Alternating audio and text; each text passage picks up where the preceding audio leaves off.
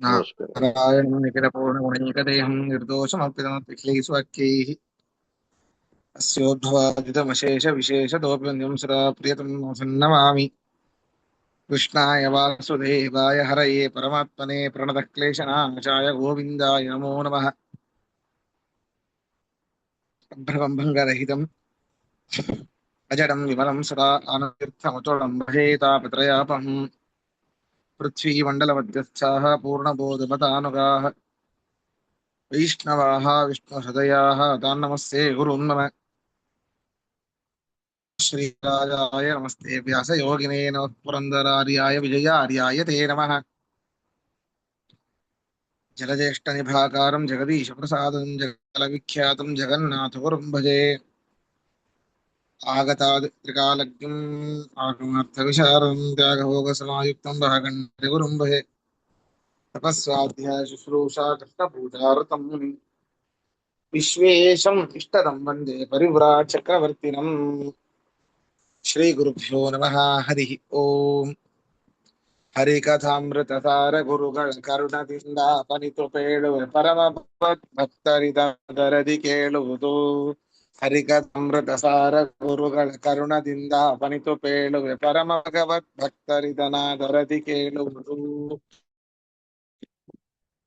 ಐದನೇ ಸಂಧಿ ವಿಭೂತಿ ಸಂಧಿ 11ನೇ ಪದ್ಯ. 11 ಹೌದು, 11ನೇ ಪದ್ಯ. ಹೌದಾಚಾರ್ಯ. ಸರಿ. ಭಾವದ್ರವ್ಯ ಕ್ರಿಯೆಗಳೆನಿಸುವ ಈ ವಿಧ ದ್ವೈತ ತ್ರಯಂಗಳ ಭಾವಿಸುತ್ತ ಸದ್ಭಕ್ತಿಯಲ್ಲಿ ಸರ್ವತ್ರ ಮರಿಯದಲೆ ತಾವಕನು ತಾನೆಂದು ಪ್ರತಿದಿನ ಸೇವಿಸುವ ಭಕ್ತರಿಗೆ ತನ್ನ ಈವ ಕಾವ ಕೃಪಾಳು ಕರಿವರಗೊಲಿದ ತೆರೆದಂತೆ. ನೋಡ್ರಿ, ವಿಶೇಷವಾಗಿ ಹೇಳ್ತಾ ಇದ್ದಾರೆ, ಅದ್ವೈತದ ಅನುಸಂಧಾನ ಬಹಳ ಮುಖ್ಯ.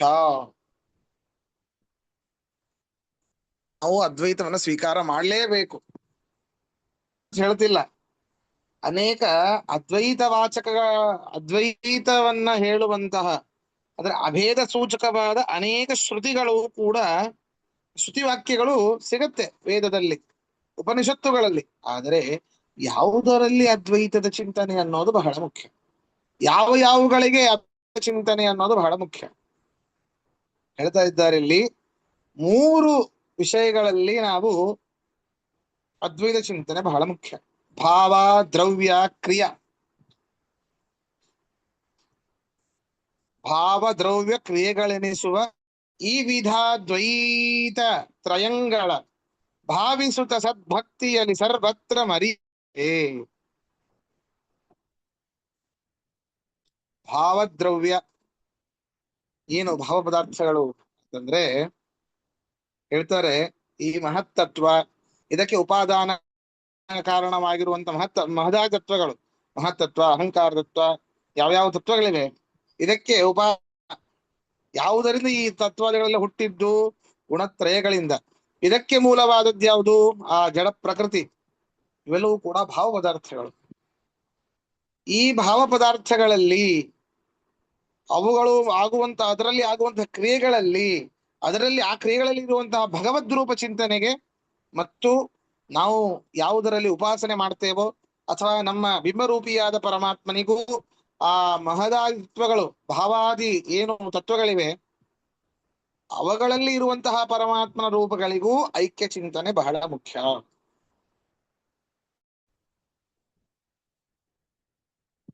ದ್ರವ್ಯಾದ್ವೈತ. ಏನ್ ದ್ರವ್ಯ ಅಂತಂದ್ರೆ,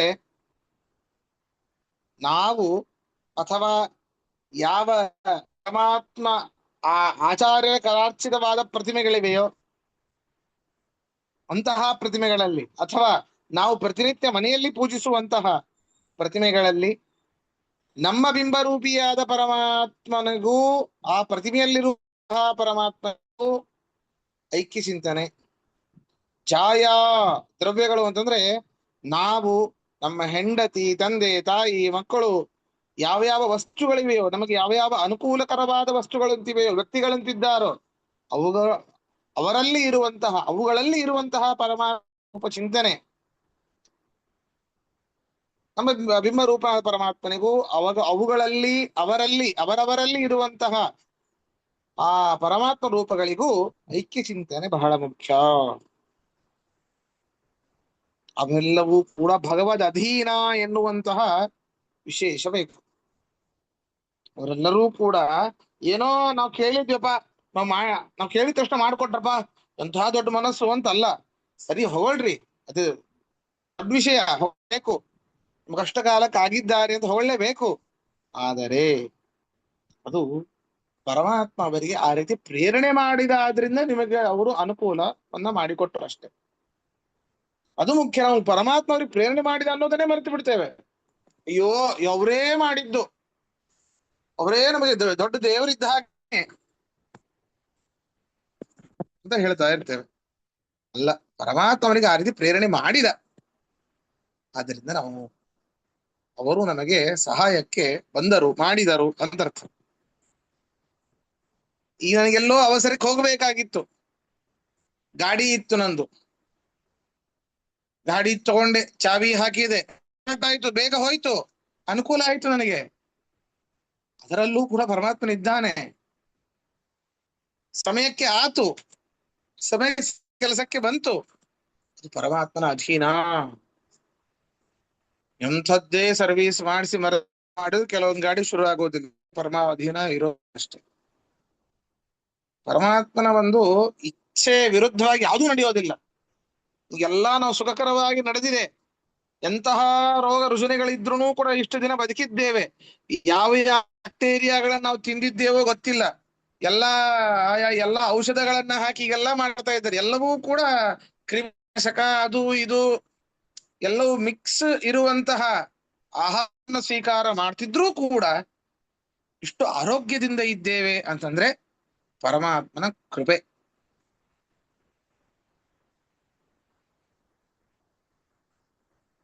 ಎಲ್ಲವೂ ಕೂಡ ಪರಮಾತ್ಮ ಅಧೀನ ಅನ್ನುವಂತಹ ಚಿಂತನೆ. ಇದು ದ್ರವ್ಯಾದ್ವೈತ. ದ್ರವ್ಯಗಳಲ್ಲಿ ಕ್ರಿಯಾದ್ವೈತ, ನಾವು ಮಾಡುವಂತಹ ವಾಕಿನಿಂದ, ಪಂಚ ಜ್ಞಾನೇಂದ್ರಿಯಗಳಿಂದ, ಪಂಚ ಕರ್ಮೇಂದ್ರಿಯಗಳಿಂದ, ಮನಸ್ಸಿನಿಂದ ಮಾಡುವಂತಹ ಯಾವ ಯಾವ ಕ್ರಿಯೆಗಳಿವೆ ಆ ಕರ್ಮಗಳಲ್ಲಿ ವಿದ್ಯಮಾನ ಭಗವದ್ ರೂಪಗಳೇ ನಮ್ಮ ಬಿಂಬ ರೂಪರಾದ ಪರಮಾತ್ಮ ರೂಪಕ್ಕೆ, ಬಿಂಬ ನಾಮಕ ಪರಮಾತ್ಮನಿಗೂ ಕೂಡ ಐಕ್ಯ ಚಿಂತನೆಯನ್ನ ಮಾಡಬೇಕು, ಅಥವಾ ಅವನಿಗೆ ಅರ್ಪಣೆ ಮಾಡಬೇಕು. ಅದೇ ಐಕ್ಯ ಚಿಂತನೆ, ಅವನಿಗೆ ಅರ್ಪಣೆ ಮಾಡೋದು. ನಾವು ಅದೇ ಸಂಧ್ಯಾವಂತದಲ್ಲಿ ಮುಖ್ಯವಾಗಿ ಇರೋದು ಅದೇ. ಮೊದಲಿಗೆ ಮಾರ್ಜನ ಮಾಡಿಕೊಂಡ ಮೇಲೆ ನಾವು ಹೇಳ್ತೇವೆ, ಬೆಳಗ್ಗೆ ಆದ್ರೆ ಸೂರ್ಯ ಮಾಮನ್ಯುಶ್ಚ ಅಂತ ಹೇಳ್ತೇವೆ, ಸಾಯಂಕಾಲ ಆದ್ರೆ ಅಗ್ನಿಶ್ಚ ಮಾಮನ್ಯುಶ್ಚ ಅಂತ ಹೇಳ್ತೇವೆ. ಪಾಪೇಭ್ಯೋ ರಕ್ಷಂತಾಂ, ಬೆಳಗ್ಗೆ ಆದ್ರೆ ಯದ್ರಾತ್ರಿಯ ಪಾಪಮಗಾರುಷಂ ಮನಸ ವಾಚ ಹಸ್ತಾಭ್ಯಾಂ ಪದ್ಭ್ಯಾಂ ಉದರೇಣ ಶಿಷ್ಣ, ಮನಸ್ಸ ಮಾತಿನಿಂದ, ಹಸ್ತಾಭ್ಯಾಂ ಪದ್ಭ್ಯಾಂ ಕಾಲು ಕೈಗಳಿಂದ, ಹೊಟ್ಟೆಯಿಂದ, ಕೆಳಗಿನ ಭಾಗದಿಂದ, ಗುಹ್ಯ ಭಾಗದಿಂದ ಏನೇನು ತಪ್ಪುಗಳಾಗಿದೆಯೋ ಎಲ್ಲವನ್ನೂ ಈ ಅಭಿಮಂತ್ರಿಸಿದ ನೀರು ಆ ಪಾಪಗಳನ್ನೆಲ್ಲ ತೊಳೆದು ಹಾಕಲಿ ಅಂತ. ಅಂದ್ರೆ ವಿಚಾರ ಮಾಡಿ, ಎಲ್ಲಾ ಕ್ರಿಯೆಗಳಿಗೂ ಪರಮಾತ್ಮನಿಗೆ ಅರ್ಪಣೆ ಮಾಡಬೇಕು. ಜಾನತಃ ಅಜಾನತಃ ತಪ್ಪಾಗಿಯೇ ಆಗಿರ್ತದೆ. 100%, 99% ಜಾನತಃನೇ, ತಿಳಿದೇ ತಪ್ಪು ಮಾಡೋದು ನಾವು. ಅಜಾನತಃನೇ ಕಡಿಮೆ. ಯಾಕೆ ಅಷ್ಟು ನಮಗೆ ಆಸೆ, ನಮಗೆ ಅದು ಬೇಕು ಇದು ಬೇಕು ಅಂತ. ಅದನ್ನ ಪಡಿಬೇಕು ಅಂತಂದ್ರೆ ಇಂಥ ಕೆಲಸವನ್ನು ಮಾಡಿಯೇ ಪಡಿಬೇಕಾಗಿರ್ತದೆ. ಅದರದು ಬೇಕೇ ಬೇಕು, ಗೊತ್ತಿದ್ದೇ ತಪ್ಪನ್ನ ಮಾಡ್ತೇವೆ. ಅದರಿಂದ ಎಲ್ಲವನ್ನೂ ಕೂಡ ಪರಮಾತ್ಮ ಸಮರ್ಪಣೆ ಮಾಡಿ ಮುಂದಿನ ನಾವು ನೋಡ್ಕೊಳ್ತಾನೆ ಅಷ್ಟೆ. ಇದು ಕ್ರಿಯಾದ್ವೈತ. ಇದು ಕ್ರಿಯಾದ್ವೈತ.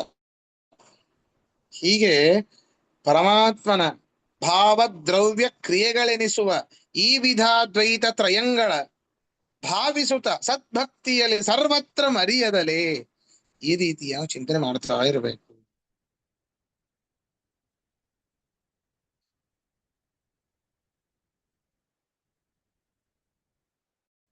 ಎಲ್ಲ ಸರ್ವತ್ರವೂ ಕೂಡ ಪರಮಾತ್ಮನ ಚಿಂತನೆಯನ್ನು ಮಾಡಬೇಕು.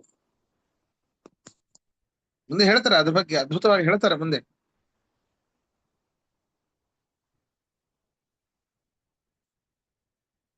ಹೇಳ್ತಾರೆ ಈಗ, ತಾವಕನು ತಾನೆಂದು ಪ್ರತಿದಿನ ಸೇವಿಸುತ್ತ ಭಕ್ತರಿಗೆ ತನ್ನನು ಈವ ಕಾವ ಕೃಪಾಳು ಕರಿವರ ಗೊಲಿದ ತೆರೆದಂತೆ.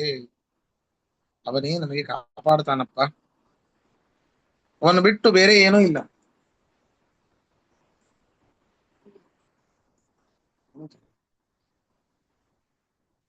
ಪ್ರತಿದಿನ ಈ ರೀತಿಯಾಗಿ ನಾವು ಚಿಂತನೆ ಮಾಡಿದರೆ, ಸೇವಿಸುವ ಭಕ್ತರಿಗೆ, ಈ ರೀತಿಯಾಗಿ ಸೇವಿಸುವಂತಹ ಭಕ್ತರಿಗೆ ತನ್ನನ್ನು ತನ್ನನ್ನ ತಾನೇ ಕೊಡ್ತಾನಂತೆ. ಕಾಯ್ತಾನಂತೆ. ಹೇಗೆ ಗೊತ್ತಾ? ಕರಿವರಗೊಲಿದ ತೆರೆದಂತೆ. ಗಜೇಂದ್ರನಿಗೆ ಹೇಗೆ ಪರಮಾತ್ಮ ಓಡೋಡಿ ಬಂದನೋ ಕರೆದ ತಕ್ಷಣ, ಎಷ್ಟು ಸರಳ ಹೇಳ್ತಾರೆ ಅವರು. ಗೊತ್ತಿಲ್ಲದೆ ಇರೋರು ಹೂ ಅಂದ್ಬಿಡ್ಬೋದು.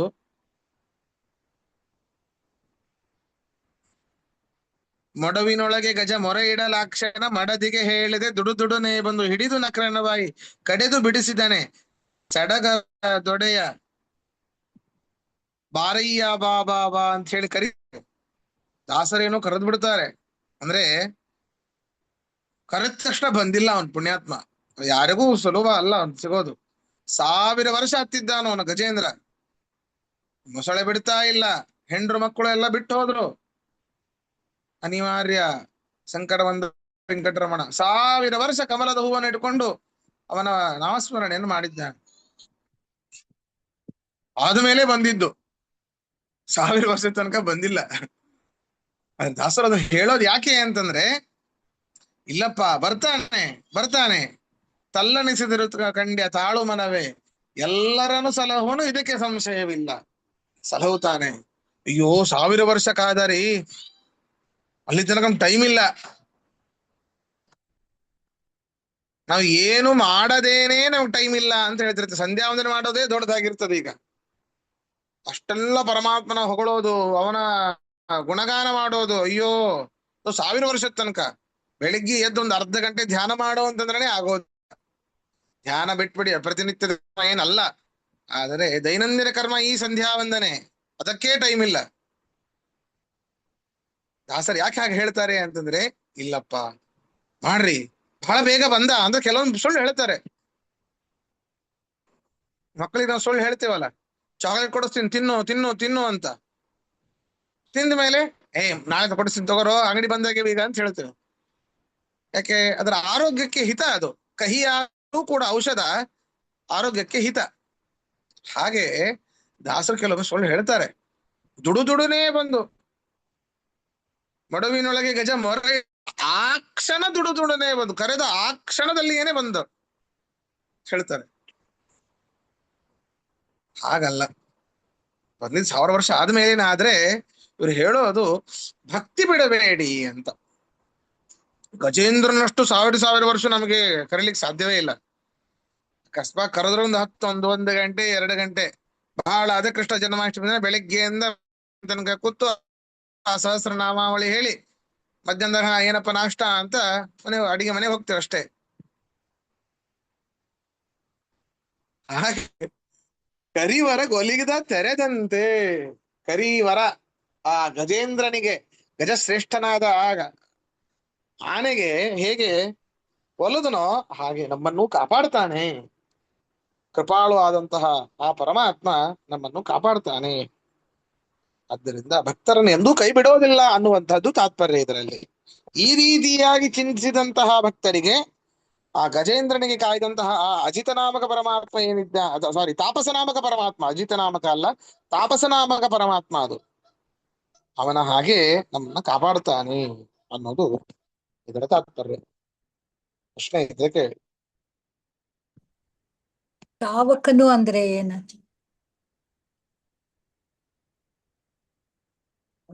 ತಾವಕನು ಅಂದ್ರೆ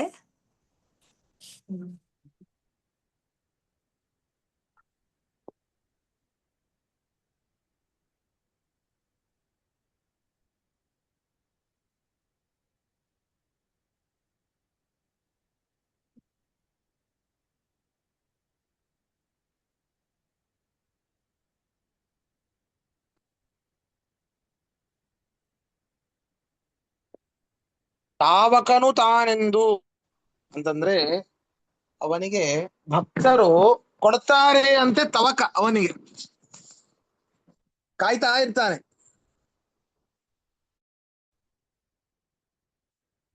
ನನ್ನ ಭಕ್ತರು ನನಗೆ ಸಮರ್ಪಣೆ ಮಾಡಿಯೇ ಮಾಡ್ತಾರೆ ಅಂತ. ಈಗ ಹಿಂದೆ ಜಲಾರ್ತನು ಜಲವ ಕೊಂಬಂತೆ ಅಂತ ಹೇಳಿದ್ರು.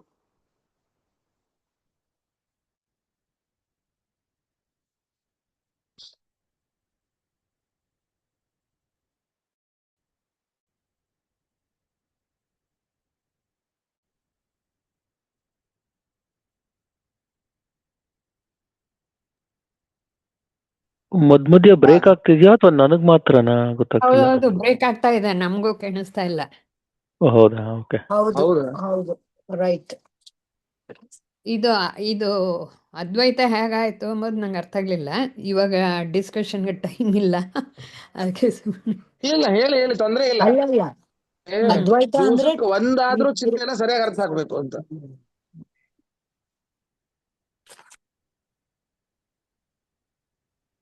ಅದ್ವೈತ ಅದ್ವೈತ ಅಂದ್ರೆ ಹೇಗಾಯ್ತು ಎರಡು. ಅಂತ ಗೊತ್ತಾಗ್ಲಿಲ್ವಾ? ಹೌದು, ಗೊತ್ತಾಗ್ಲಿಲ್ಲ. ನೀವು ಒಂದ್ ಸ್ವಲ್ಪ ಫಾಸ್ಟ್ ಕೂಡ ಹೋದ್ರಿ, ಅದರಿಂದ ಕೂಡ ಹೌದಾ? ಕಾರಣ ಇಷ್ಟೇ ಏನಿಲ್ಲ ಆಚಾರ್ಯ, ಬಿಡಿ. ಅದ್ವೈತ ಹಾ? ಮಾಯಾವಾದ ಒಂದೇ ಅನ್ನೋದು ಬಂದ್ಬಿಟ್ಟಿದ್ಯಲ್ಲ ನಮಗೆ ತಲೆಯಲ್ಲಿ, ಅದಕ್ಕೆ ಅವ್ರಿಗೆ ಅಲ್ಲಿಗೆ ಹೊರಟೋಗಿದೆ. ಇವೆರಡಕ್ಕೆ ಚಿಂತನೆ ಮಾಡಿಲ್ಲ ಅವರು, ಐಕ್ಯ ಚಿಂತನೆ ಮಾಡಿಲ್ಲ, ಅದಕ್ಕೆ ಅದ್ವೈತ ಸ್ವಲ್ಪ ಅವ್ರ ಕನ್ಫ್ಯೂಷನ್ ಆಗಿದೆ ಅವರಿಗೆ. ಮುಖ್ಯ ಅದ್ವೈತ ಅಂತಂದ್ರೆ ಆ ಜೀವನಿಗೂ ನಮ್ಮೊಳಗಿರೋ ಪರಮಾತ್ಮ. ಪರಮಾತ್ಮನಿಗೂ ಅಷ್ಟೇ ಐಕ್ಯ ಅಲ್ಲ, ಆ ಅದ್ವೈತ ಅಲ್ಲ. ಅಂದ್ರೆ ಪ್ರತಿಮೆಗಳಲ್ಲಿ ಶಾಲಿಗ್ರಾಮದಲ್ಲಿ ಎಲ್ಲ ಒಂದೇ ಭಗವಂತ ಅಂತ ಆ ಈಗ ಐಕ್ಯ ಚಿಂತನೆ. ಸಾಲಿಗ್ರಾಮದಲ್ಲಿ ಇರುವಂತ, ಈಗ ನೋಡಿ, ಭಾವ ಅಂತಂದ್ರೆ ಮಹದಾದಿ ತತ್ವಗಳು, ಮಹತ್ ತತ್ವ, ಅಹಂಕಾರ ತತ್ವ, ಪ್ರಕೃತಿ ತತ್ವ ಏನಿವೆ, ಈ ಎಲ್ಲಾ ತತ್ವಗಳು ನಮ್ಮ ಈ ಪ್ರಪಂಚಕ್ಕೆ ಕಾರಣವಾಗಿರುವಂತಹ ಎಲ್ಲ ತತ್ವಗಳು. ಹೌದಾ? ಆ ಮಹದಾ ತತ್ವಗಳನ್ನ ಹುಟ್ಟಿಸಿದ್ದು ಯಾವುದು? ಸತ್ವರಜಸ್ತಮೋ ಗುಣಗಳು. ಅವುಗಳಿಂದ ಈ ಮಹದಾದ ತತ್ವಗಳೆಲ್ಲ ಸೃಷ್ಟಿಯಾಗಿದೆ. ಈ ಸತ್ವರಜಸ್ತಮೋ ಗುಣಗಳು ಬಂದಿದ್ದು ಯಾವುದರಿಂದ? ಮೂಲ ಪ್ರಕೃತಿಯಿಂದ. ಈ ರೀತಿಯಾಗಿ ಮೂಲ ಪ್ರಕೃತಿಯಲ್ಲಿರುವಂತಹ ಆ ಪರಮಾತ್ಮ ರೂಪಕ್ಕೂ ಸತ್ವಾದಿ ಗುಣಗಳಲ್ಲಿರುವಂತಹ ಆ ಪರಮಾತ್ಮ ರೂಪ ಐಕ್ಯ ಚಿಂತನೆ ಮಾಡಬೇಕು. ಸತ್ವಾದಿ ಗುಣಗಳಲ್ಲಿರುವಂತಹ ಪರಮಾತ್ಮನ ರೂಪಕ್ಕೂ ಮಹದಾದಿ ತತ್ವಗಳಲ್ಲಿರುವಂತಹ ಪರಮಾತ್ಮನ ರೂಪಕ್ಕೂ ಐಕ್ಯ ಚಿಂತನೆಯನ್ನು ಮಾಡಬೇಕು. ಐಕ್ಯ ಚಿಂತನೆ. ಈ ಮಹದಾದಿ ತತ್ವಗಳಿರುವಂತಹ ಪರಮಾತ್ಮನ ರೂಪಕ್ಕೂ ನಮ್ಮ ಬಿಂಬನಾಮಕನಾದ ಪರಮಾತ್ಮನ ರೂಪಕ್ಕೂ ಐಕ್ಯ ಚಿಂತನೆ ಮಾಡಬೇಕು. ಇಷ್ಟೇ. ಇದು ಭಾವಾದ್ವೈತ. ದ್ರವ್ಯಾದ್ವೈತ ಅಂತಂದ್ರೆ ಆತ್ಮ ನಿವೇದನಂ, ನಾನು ಪರಮಾತ್ಮನ ಅಧೀನ ಅನ್ನುವಂತಹ ಭಾವನೆ. ಇಲ್ಲಿ ಐಕ್ಯ ಚಿಂತನೆ ಅಲ್ಲ, ನಾನು ಅವನ ಅಧೀನ. ಆತ್ಮ ಅನ್ನೋದು ಒಂದು ದ್ರವ್ಯ, ನಾನು ಅನ್ನೋದು ಒಂದು ದ್ರವ್ಯ. ನನ್ನ ಹೆಂಡತಿ, ನನ್ನ ಮಗ, ನನ್ನ ತಂದೆ, ನನ್ನ ತಾಯಿ, ನನ್ನ ಮನೆ, ನನ್ನ ಕಾರು, ನನ್ನ ಬೈಕು, ಈ ಎಲ್ಲಾ ದ್ರವ್ಯಗಳೇನಿವೆ, ಉಪಕರಣಗಳೇನಿವೆ, ಅವೆಲ್ಲವೂ ಕೂಡ ದ್ರವ್ಯಗಳು. ಐಕ್ಯ ಚಿಂತನೆ. ಇವುಗಳು ಪರಮಾತ್ಮನ ಅಧೀನ ಅನ್ನುವಂತಹ ಒಂದು ಚಿಂತನೆ. ಅಥವಾ ಹೀಗೂ ಹೇಳಬಹುದು, ಅವರಲ್ಲಿ ಇರುವಂತಹ ಪರಮಾತ್ಮನ ರೂಪ ನನ್ನಲ್ಲಿ ಇರುವಂತಹ ಪರಮಾತ್ಮ ರೂಪ ಬೇರೆಯಲ್ಲ. ಅದು ಅರ್ಥ ಆಗ್ತದೆ. ಆ ಅದೇ ಪ್ರತಿಮೆಯಲ್ಲಿ ಇರೋ ಪರಮಾತ್ಮ ನಮ್ಮಲ್ಲಿ ಇರೋ ಪರಮಾತ್ಮ ಒಂದೇ ಅಂತ. ಹಾಗೆ ಹೌದು ಹೌದು ಹೌದು ಹೌದು. ಕಂಪೇರ್ ದ್ರವ್ಯ ಅಂದ್ರೆ ಮಾಡಿ. ಪ್ರತಿಮೆಯೂ ಬರ್ತದೆ. ಅದು ಕೊನೆದು, ಅದರ ತರನೇ ದ್ರವ್ಯ ಇದು. ಹೌದು ಹೌದು. ಪ್ರತಿಯೊಬ್ಬರಲ್ಲೂ ಪ್ರೀತಿ ಪಾತ್ರರಾದವರು ಯಾರ್ಯಾರಿದ್ದಾರೆ ಅಷ್ಟರಲ್ಲೂ ಕೂಡ. ಮತ್ತೆ ಬ್ರೇಕ್ ಆಗ್ತಾ ಇದೆ ಆಚಾರ್ಯ. ಹೌದಾ? ತುಂಬಾ ಬ್ರೇಕ್ ಆಗ್ತದೇನಾ? ಸ್ವಲ್ಪ ಬ್ರೇಕ್ ಆಗತ್ತೆ. ನೀವು ಸೈಲೆಂಟ್ ಆಗ್ಬಿಡ್ತೀರಿ ಸಡನ್ ಆಗಿ.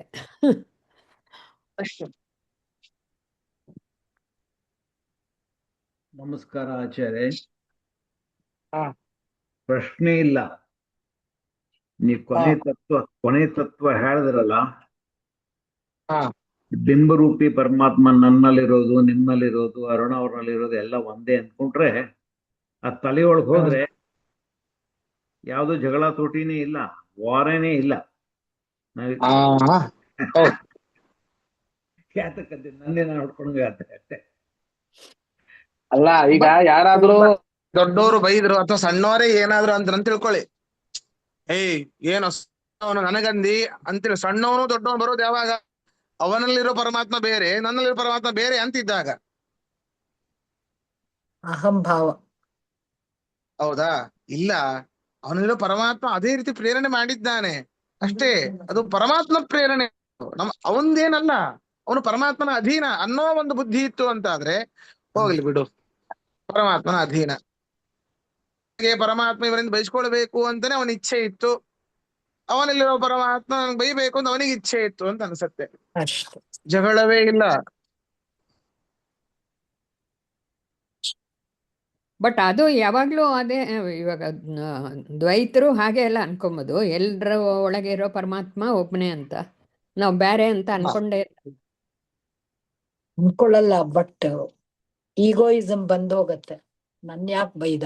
ಅಲ್ಲ, ಅಷ್ಟು ಸೂಕ್ಷ್ಮ ನಮ್ಗೆ ಅದನ್ನ ತಿಳಿಯಕ್ಕೆ. ಅಂದ್ರೆ ಈ ಕ್ಷಣ ತಿಳ್ಕೊಂಡ್ಬಿಡ್ಬಹುದು, ಮತ್ತೆ ಮರುಕ್ಷಣ ಮರ್ತೇ ಬಿಡ್ತೇವೆ ಅದನ್ನ. ಬಿಡ್ತೀನಿ. ಅದು ಏನ್ ಮರುಕ್ಷಣ ಏನ್ ಮರಿತೇವೆ ಗೊತ್ತಾ? ಬೇರೆಯವ್ರದ್ದು ಬಿಡಿ, ನಮ್ಮಲ್ಲೂ ಪರಮಾತ್ಮ ಇದ್ದಾನ ಅನ್ನೋದೇ ಅನ್ನೋದೇ ಮರ್ತ್ ಹೋಗತ್ತೆ. 7:30 ಮರ್ತೋಗತ್ತ ಆಚಾರ್ಯ.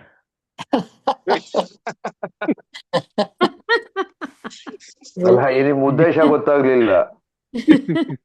ಟೈಮ್ 7:30 ಆಯ್ತು ಅಂತ ಟೈಮ್ ಇಲ್ಲ ಉದ್ದೇಶ ಗೊತ್ತಾಗಿಲ್ಲ ನನ್ಗೆ. ಇಲ್ಲ ಆ ಉದ್ದೇಶ ಅಲ್ಲ, ಪಾಠ ಆದ ತಕ್ಷಣನೇ ಮರ್ತೋಗಿರುತ್ತೆ ಅಂತ. ಓ ಹಾಗೆ, ನನಗೆ ಕೆಲವು ಸತಿ ಗೊತ್ತಾಗಲ್ಲ ಪೆದ್ರು ನಮ್ಗೆ ಗೊತ್ತಾಗೋದಿಲ್ಲ ತಕ್ಷಣಕ್ಕೆ. ಅಯ್ಯೋ ಇಲ್ಲ ಆಚಾರ್ಯ, ಇಲ್ಲ ನೀವ್ ಹೇಳೋದು ಬರೀ ಅಲ್ಲಿಗೆ ನಿಲ್ಸಿದ್ರು ಕಷ್ಟ ಆಗತ್ತೆ ಆಚಾರ್ಯ. ಇದು ಅಹಂ ಇರೋದ್ರಿಂದ ಪರಮಾತ್ಮ ಇದ್ರೂನು ಬೈದ್ರಲ್ಲ ಅಂತ ನೆಕ್ಸ್ಟ್ ಒಂದ್ ಸ್ಟೆಪ್ ಮುಂದಕ್ಕೆ ಹೋಗ್ಬೋದಂತ ಒಂದು ಪ್ರಶ್ನೆ. ಅವ್ರು ಮಾಡಿದ್ದಕ್ಕೆ ಅವ್ರದ್ದು ಕೆಟ್ಟ ಕರ್ಮ ಅನ್ಕೊಂಡು ಮುಂದ್ ಹೋಗ್ಬೋದು ಅನ್ನೋದಾದ್ರೆ ಒಂದು ಸೆನ್ಸ್ ಆಫ್ ಸ್ಯಾಟಿಸ್ಫ್ಯಾಕ್ಷನ್. ಇಲ್ಲಾಂದ್ರೆ ಜಗಳಕ್ ನಿಲ್ಲದೆ ಅಲ್ವಾ?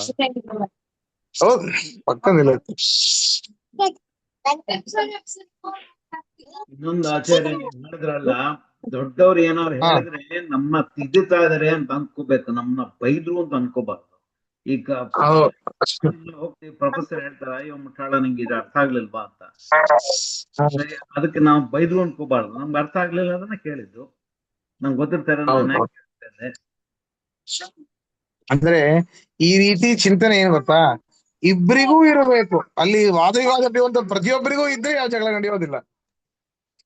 ಹೌದು ಹೌದು, ಒಬ್ರಿಗೆ ಇದ್ರೂ ಕಷ್ಟ. ಒಬ್ಬರಿಗೆ ಇದ್ರು ತುಂಬಾ ಕಷ್ಟ ಆಗತ್ತೆ ಆಚಾರ್ಯ. ಎಲ್ಲ ಬಾಯಿ ಬಿಟ್ಕೊಂಡು ನಾವು ಕೇಳ್ತಲೇ ಇರ್ತೀವಿ, ಅವ್ರು ನಮ್ದು ಏನ ಇರ್ತಾರೆ. ಅವ್ರಿಗೆ ಫ್ರೀ ಫ್ಲೋ. ಎಲ್ರ ಮುಂದೆ ನಗುಪಾಟ್ಲಾ ಬಿಡ್ತೀವಿ. ಹೌದೌದು, ಅವ್ರ ಹಂಗಾದ್ರೆ ಪ್ರತಿದಿನ ಬಂದು ಅವ್ರದ್ದು ಎಲ್ಲೋ ಇರೋ ಫ್ರಸ್ಟ್ರೇಷನ್ ನಮ್ಮ ಮೇಲೆ ತಿರ್ಸ್ಕೊಂಡು ಹೋಗ್ಬಿಡ್ತಾರೆ, ಇವನು ಸುಮ್ ಕೊಡ್ತಾನೆ ಬಿಡು ಅಂತ ಹೇಳಿ. ಖಂಡಿತ ಇದೇ ಆಗೋದು. ಕೃಷ್ಣ ಅರ್ಪಣಮಸ್ತು. ಕೃಷ್ಣಾರ್ಪಣ. ನಮಸ್ಕಾರ. ನಮಸ್ಕಾರ. ಕೃಷ್ಣಾರ್ಪಣ. ಧನ್ಯವಾದ ಆಚಾರ್ಯ. ನಮಸ್ಕಾರ. ಕೃಷ್ಣಾರ್ಪಣ ಮಸ್ತು. ಧನ್ಯವಾದ ಆಚಾರ್ಯ. ಧನ್ಯವಾದ.